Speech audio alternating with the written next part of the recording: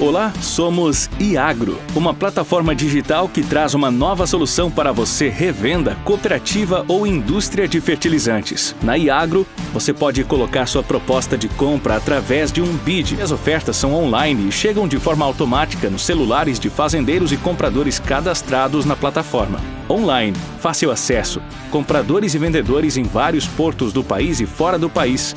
Informação gratuita e de qualidade. Isso é Iagro. Pessoal, sejam bem-vindos a mais um episódio do IagroCast, esse podcast que nós criamos aí para trazer pessoas relevantes do mundo do agronegócio.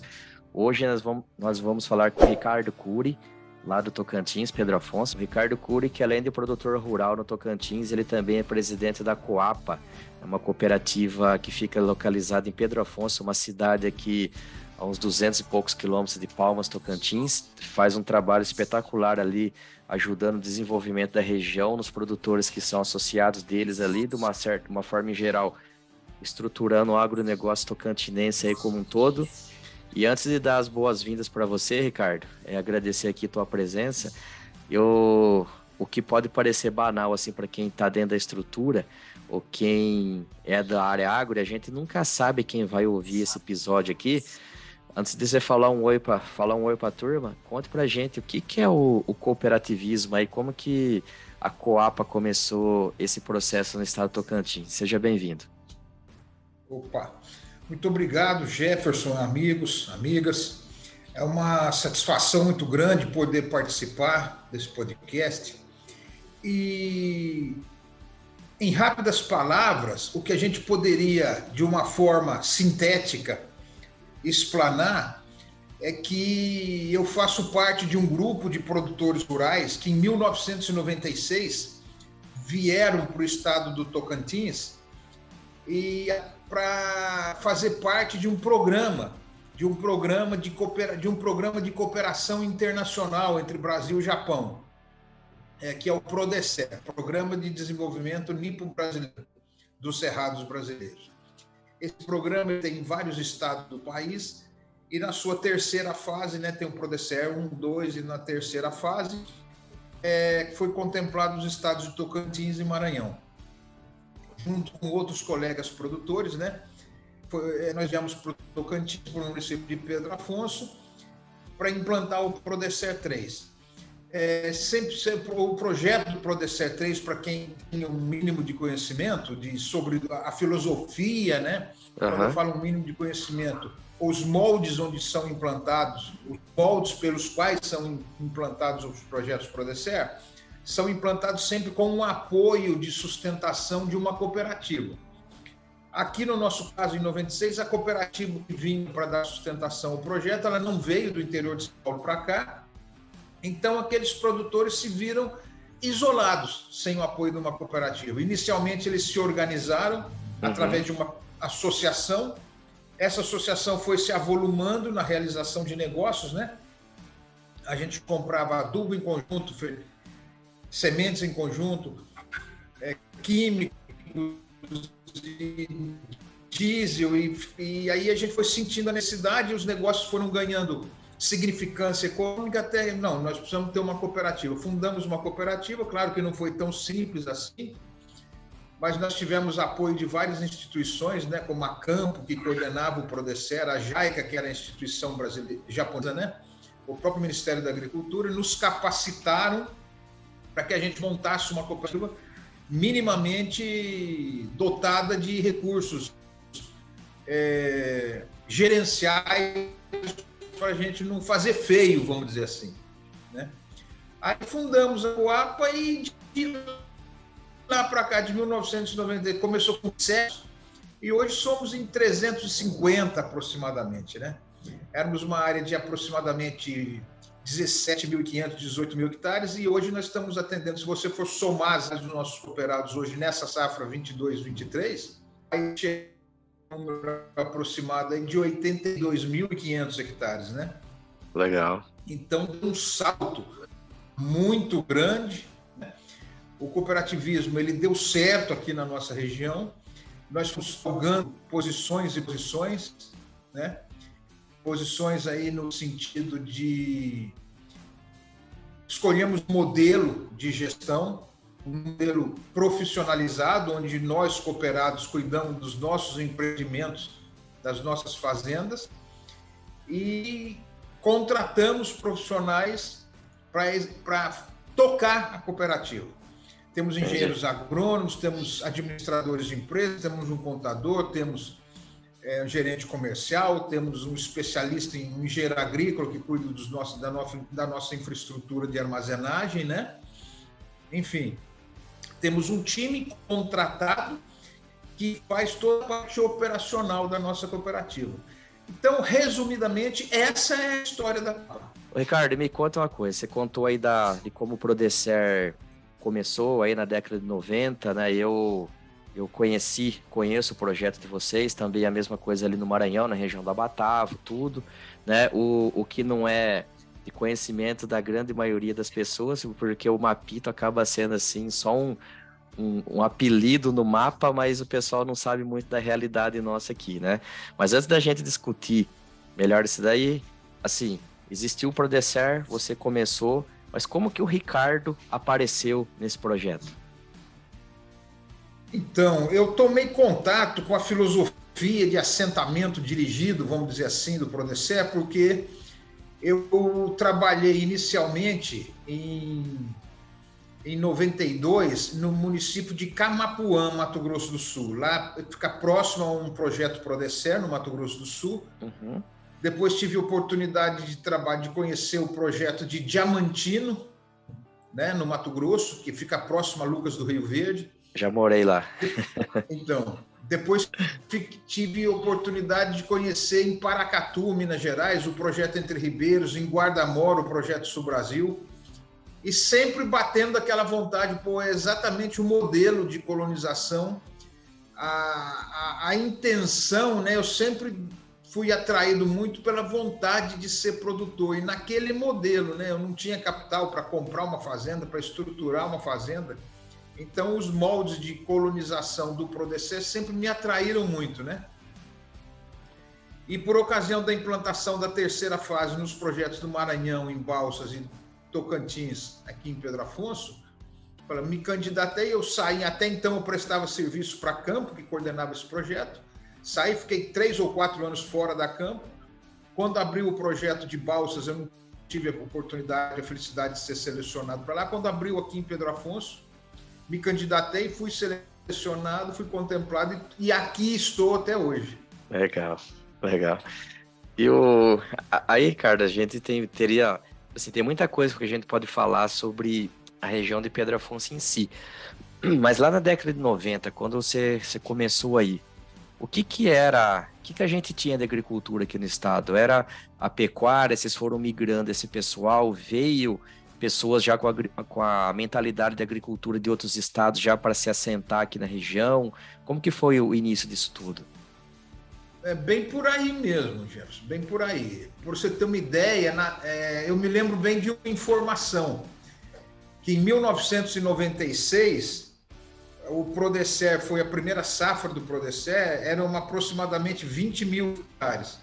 Naquela safra, o Prodecer plantou 22.500 hectares, ou seja, 2.500 hectares de soja eram as várzeas. Uhum. Da antiga Cooper Java, Cooper Formoso, né? Isso de soja, né? E por aí foi, porque o Tocantins era muito incipiente, né? Na realidade, precisava ter um efeito demonstrativo, um efeito de promoção. Sim. Do estado do Tocantins, porque a agricultura de sequeiro, fora das regiões, fora das áreas de várzea ali do Projeto Formoso, Lagoa da Confusão e tudo mais, que você deve conhecer também, né? Uhum. Precisava ter um efeito demonstrativo. A agricultura de sequeiro no Tocantins tem viabilidade econômica, tem viabilidade técnica. Então, com o avançar das sucessivas safras que foram se fazendo aqui em Pedro Afonso, olha, esse negócio dá muito certo. Uhum. Aí começou a ser implantado outros polos de produção de grãos. Silvanópolis, que é Porto Nacional, Silvanópolis, Santa Rosa, né? Depois mais para o sul do estado, Figueirópolis, né? Depois ali mais na divisa na região do Vale do Araguaia, né? Marianópolis. Caseara. Né? Depois ali, Caseara, exatamente. Depois ali mais na divisa com o Maranhão, né? Campos Lindos. E mais na região centro-norte, que foi se expandindo muito em torno de Pedro Afonso, como Guaraí, Tupirama, Fortaleza do Tabocão, Rio Sono, Bom Jesus. Então, são esses polos de produção. Eu imagino que começou tudo por Pedro Afonso na década de 90, né? Exatamente, muito legal. Hoje o modelo de negócio da Coapa, vocês fazem distribuição, comercialização de insumos para os produtores e durante o longo do ciclo da cultura, da safra, os técnicos vão ali dando orientação de aplicação, de o que precisa entrar, enfim, vão dando orientação técnica de uma forma geral, né? Basicamente o seguinte, a Coapa presta os seguintes serviços e comercializa os seguintes produtos. Ela atua fornecendo os insumos para a realização das safras, basicamente fertilizantes, sementes e toda a parte chamada de agroquímico, né? Os defensivos, os foliares. Atua na recepção da safra através dos seus armazéns, né? Sua unidade armazenadora, classificando, limpando, secando e armazenando e expedindo a produção. O carro-chefe é soja na safra de verão e milho na safrinha, né? E na parte de comercialização da safra, nós temos um departamento comercial, a Coapa formou essa identidade, sabe? Sim. Fornece insumos, dá apoio, recebe a safra e comercializa a safra. Para isso, é dotada de recursos humanos. Nós temos um corpo de engenheiros agrônomos que trabalha no assessoramento técnico dos cooperados também, né? Então, é basicamente isso. Estamos iniciando ainda de forma tímida a iniciar um processo que a gente acha que não vai parar só nisso, mas, por enquanto, nós estamos inaugurando uma fábrica de ração. Ah, legal. Né, para dar uma verticalizada, né? Uma fábrica de ração de suas 12 toneladas por hora, que é uma fábrica, vamos dizer assim, de porte médio, e estudando muito a cadeia de produção de etanol à base de milho. Então, mas isso está em fase de estudos ainda, né? Legal. A tendência, então, é a gente dar uma diversificada, é atuar nessa segmentação de transformar um pouco da nossa produção, né, em ração, em etanol de milho. Ração já é uma realidade, a gente deve inaugurar a fábrica no primeiro trimestre do ano que vem. Etanol à base de milho, começamos a desenvolver um modelo de negócio, né, um plano de negócio, melhor dizendo. Eu acredito que está mais para o médio prazo do que para o curto prazo. Então, basicamente, é isso que a Coapa presta de assessoria, presta de serviço e comercializa a produção dos seus cooperados. Ricardo, é o seguinte, até um ponto que eu ia entrar, que é o seguinte, porque quando a gente pega o Tocantins, a soja é a cultura mais plantada, né, que tem sido mais desenvolvida, vamos assim dizer. O milho, apesar de já ter uma área muito expressiva no estado, segundo o pessoal das sementes aí, já mais de 600 mil hectares de milho no estado, não é uma cultura tão antiga, né? Relativamente nova. Isso se deu muito em conta, porque quando recente atrás, aí lá 7, 8 anos atrás, as tradings começaram a fazer a exportação pelo Porto de Itaqui. E isso deu uma garantia de quem fosse plantado e fazer a venda já da tua safra, né? Tipo, você não ficar preocupado em vender essa cultura aí em caminhãozinho picado, principalmente para as granjas do Nordeste aí, ou mesmo no mercado interno, seja o Tocantins ou seja Goiás, né? Então, a gente deve muitas trades nesse sentido aí pelo desenvolvimento que essa cultura, segundo a safra, deu. Quando a gente pensa no Mato Grosso, por exemplo, o pessoal lá já tem plantado muito gergelim, tipo assim, numa janela onde de repente o milho ia sofrer mais, ou o próprio girassol, enfim. Nesse sentido, assim, de encontrar alternativas em outros mercados, a Coapa tenta desenvolver esse tipo de mercado ou não é muito o papel dela? Temos aí alguns parceiros comerciais que querem testar, principalmente gergelim, grão de bico e lentilha, né? Tem um mercado bastante promissor aí na Índia, né? E em algumas regiões até de mercado interno mesmo. Mas está iniciando. Eu diria para você que está em fase inicial, viu, Jefferson? Entendi. Hoje, assim também, dentro do perfil de cooperados da Coapa, todo mundo é, na sua essência, agricultor, produtores de grãos, ou eles também, até por conta do modelo de negócio que vocês estão falando aí de produção de ração, isso foi uma necessidade que surgiu internamente, já que o pessoal às vezes tem uma pecuária, ou pode ter criação de ovinos, caprinos, alguma coisa. Como que é mais ou menos o perfil do cooperado Coapa? A Coapa é uma cooperativa essencialmente de produtores de grãos. Nós abrimos a cooperativa uns 10 anos atrás, né, 2012, 2013, para que outros produtores pecuaristas da região pudessem se associar. E mais do que isso, começou a aumentar muito o número de cooperados de grãos que estavam entrando naquela prática de integração lavoura-pecuária. Isso já foi demandado, então, a contratação de um veterinário, né? A implantação de uma loja agropecuária que trabalha com selaria, materiais para horta, enxadas, ferramentaria e tudo mais, né? Aí, dos 300, aproximadamente 350 cooperados, hoje nós temos esse número, e até está bem fresco na minha mente. Nós temos 186 produtores de grãos mesmo. Entendi. De ambos os portes, pequeno, médios e grandes, mas na sua maioria médios produtores, aí na faixa de 400 a 600 hectares, né? Mas nós temos pecuaristas também, e nós temos de produtores cooperados que têm dupla atividade, pecuária e agricultura. E, Ricardo, você como agricultor e também como executivo principal aí da Coapa, né? Olhando assim para o nosso Tocantins, o que é a tua visão assim? Você acha que a gente ainda vai ter muita expansão das áreas agrícolas? A gente ainda vai receber muito investimento em infraestrutura? Estrategicamente, a gente é exatamente o centro do país, né? Então, a gente tem uma saída relativamente curta para qualquer lado do país que a gente vá. O que é o teu sentimento com o futuro da agricultura aqui no Tocantins? Olha, eu acho o seguinte, isso está cada dia mais claro para mim. Eu acho que o futuro nosso é brilhante, né? É muito promissor.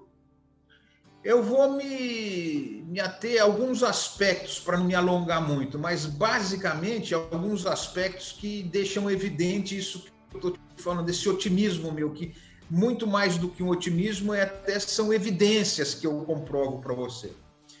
Nós temos uma malha logística que nos deixa em condições de muito boa competitividade com outras regiões do país. Isso. Por quê? Porque nós temos uma malha viária de razoável para boa, aí entrando aí como gargalo apenas a qualidade do asfalto, né? Periodicamente nós estamos lutando sempre para a manutenção dessa malha viária, que é um problema sério, porque a qualidade dos asfaltos não são tão boas. E as malhas secundárias e terciárias também, o produtor rural tocantinense sofre, mas nada comparado a outras regiões de fronteira onde praticamente a logística é inviabilizada, né? Então, o acesso à exportação pelo Porto de São Luís, né? Pelo corredor Centro-Norte, onde uma boa parte da produção de grãos do estado vai até Palmeirante, que cai no trem e vai de trem para São Luís. Uma parte da produção que está mais ao sul do estado, eventualmente pode fazer o caminho inverso, porque tem o mesmo corredor Centro-Norte, mas pode ir para outra direção. Aí já é outra operadora do corredor Centro-Norte. Então, as condições de competitividade são muito boas para o produtor de grãos tocantinense. Aliados a isso, nós temos a possibilidade de implantar, eu diria, por exemplo, a sequência lógica, depois de todo esse crescente na área de produção de grãos, o Tocantins não é composto não é um estado que se estabilizou por ter grandes produtores rurais, como o Luiz Eduardo Magalhães e como algumas regiões do Mato Grosso. O Tocantins cresceu e criou uma identidade de médios produtores rurais, porque a gente não tem muitas áreas contínuas. Você não tem produtores como no Mato Grosso que plantam 5 mil, 10 mil, 15 mil, 20 mil, chegando até produtores que plantam 30, 50, 100 hectares. Então, você tem produtores que plantam, muitos produtores que plantam abaixo de hectares, muitos produtores que plantam de 1.000 a 1.500 hectares, muitos produtores que plantam até 2.000 hectares e os produtores que estão acima de 2.000 hectares. Cara, poucos frente ao número total de produtores no estado. Sim. Isso favorece, você pulveriza, você tem um mercado muito pulverizado para os grandes players do agro no estado, os fornecedores de fertilizantes, os fornecedores de crédito, os fornecedores de químicos, né? E isso é uma característica interessante, até facilita a verticalização do processo. Você passa a... Eu acredito que o mundo hoje clamar por energia limpa e comida, né? E o Brasil o Brasil vai ser um grande celeiro do mundo. E o Tocantins vai ter um lugar de destaque nesse celeiro do mundo que é o Brasil. O Tocantins vai ter um lugar de destaque porque vai conseguir atuar nas duas vertentes, energia limpa e produzir comida. Energia limpa, produzindo etanol à base de milho, cana. Temos uma planta só, mas eu acredito que depois do Mato Grosso, o Tocantins vai ser a bola da vez para a produção de energia limpa à base de cereal de milho. Temos por causa da logística, atender mercado interno e também mercado de exportação, carne de frango, projetos integrados de produção de aves, né? Eu acredito que essa é a terceira onda de desenvolvimento do Tocantins. Médio prazo aí, eu acho que o Tocantins vai estar para o Mato Piba, assim como o Triângulo Mineiro está para Minas, como o Rio Verde está para o estado de Goiás, e assim sucessivamente, né? Como ali a Ribeirão Preto está para o estado de São Paulo. Enfim, realmente eu tenho essa convicção, sabe? Nós estamos nos aproximando muito firmemente de ter uma agropecuária muito verticalizada no estado do Tocantins. Por enquanto é só setor primário, é grãos, é carne de pecuária, né? Carne bovina, mas nós estamos muito próximos de ter uma agroindustrialização do estado. Eu acredito firmemente nisso. Eu também.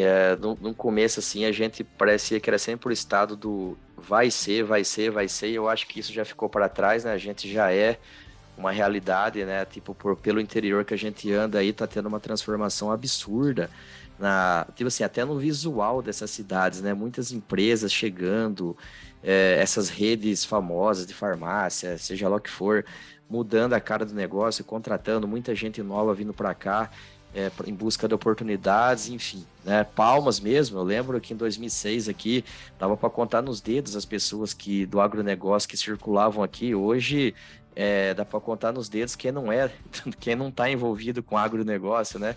É muita gente circulando aí, mas assim, Ricardo, eu queria agradecer a presença tua aqui, né? Para quem conhece o Ricardo, sabe que ele é uma pessoa super do bem, uma pessoa super solícita, que recebeu a gente aqui super bem, né? Recebeu a gente super bem aqui. A gente só tentou acertar a agenda ali e já gravamos. E assim, Ricardo, o que você precisar da gente aqui, do Iagro, né? Do IagroCast aqui, o canal é aberto, a gente está à disposição de você, à disposição da Coapa, e seguimos firme aqui ajudando o Tocantins. Beleza, Jefferson. Da mesma forma, estamos sempre à disposição aqui, viu? Maravilha. E, pessoal, é só para terminar aqui, não esqueçam de seguir a gente aí nas redes sociais, lá no @iagro.brasil, também no nosso site, no iagro.com.br. Quem quiser se cadastrar lá vai ter o direito de receber semanalmente, através do teu e-mail, todos os relatórios da CRU Fertilizantes, para a gente tentar entender o que acontece nesse mercado de fertilizantes, se ele vai para cima, vai para baixo, oferta, demanda, como os principais players mundiais estão se posicionando, enfim, é uma baita de uma ferramenta de gestão. E quem quiser comprar ou vender fertilizantes, a plataforma também está lá para isso. Compradores e vendedores se encontram, dá o match, e o Gabi, que é o nosso homem por trás da Iagro, está lá para ajudar todo mundo nisso daí. Um abraço, pessoal, muito obrigado.